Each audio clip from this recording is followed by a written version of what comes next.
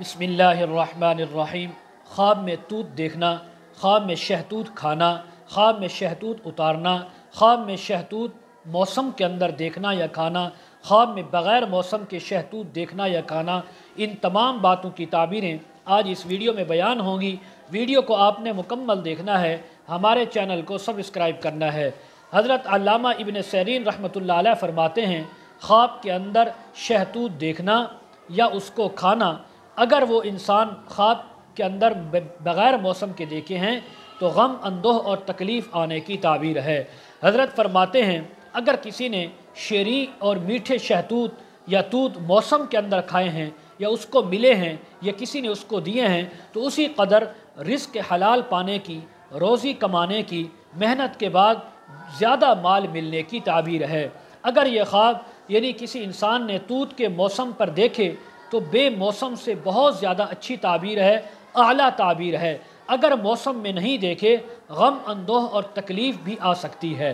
हज़रत इब्राहीम किरमानी रहमतुल्लाह अलैह फरमाते हैं, अगर कोई इंसान ख्वाब में देखे कि शीरी और मीठे तूत या शहतूत खाता है या खाती है तो इस बात की ताबीर है कि किसी इंसान से अपनी मज़दूरी का, मेहनत का सिला हासिल करेगा।